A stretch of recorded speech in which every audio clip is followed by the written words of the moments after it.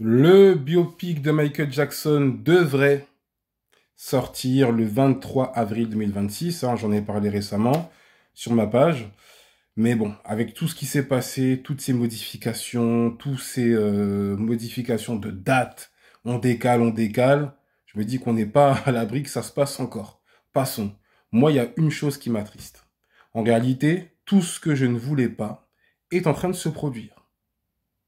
Tout ce que je ne voulais pas est en train de se produire. Je m'explique. Il y a plusieurs mois de ça, je parlais du fait que l'affaire Chandler n'apparaîtra pas dans le film.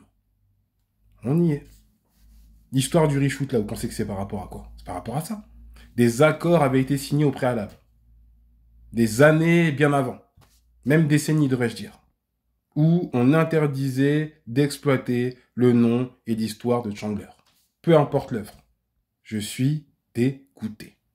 S'il y avait bien un moyen de rétablir l'ordre au plus grand nombre, en montrant la vérité, l'unique vérité, les choses telles qu'elles se sont passées, toutes les escroqueries, les plans néfastes orchestrés afin de nuire à Michael Jackson étaient montrés au plus grand nombre, je pense que ça aurait eu un impact important. Nous, la team MJ, on sait comment c'est passé. Mais quand j'entends parfois, oui, Michael Jackson a payé, c'est parce qu'il y avait des choses à se reprocher, ça me met en rage. Il n'a pas payé. C'est ses assurances. Passons. Mais preuve à l'appui, il y a plein de choses qu'on peut déjà relever, même sur Internet. Les appels que le père Chandler avait fait avec le beau-père de l'enfant, où il disait clairement son but premier, c'était de nuire comme jamais à Michael Jackson. Et ça, personne ne va en parler. Et quand je repense à l'histoire telle qu'elle s'est passée, source informelle, Michael Jackson rend son dernier souffle le 25 juin 2009. Peu de temps après, on indiquerait que Jordi aurait avoué, Jordi Chandler, que tout ce qui s'était passé, c'était pas vrai. Quelques jours plus tard, le père de l'intéressé y fait un séjour. Bizarre, hein, comme timing. Bizarre, hein. Hasard, moi, je ne pense pas. Passons. Je voulais qu'il y ait tout ça dans le film.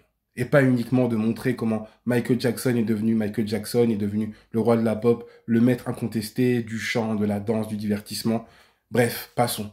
Dans ce cas-là, j'ai juste qu'à regarder les Jackson, le rythme américain, la mini-série, et puis c'est tout.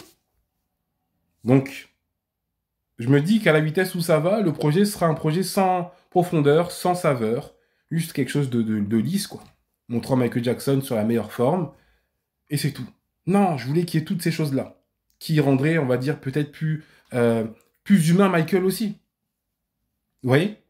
Ses succès, ses travers, ses combats, ses luttes, tout. Je voulais que tout apparaisse. Mais en disant la vérité.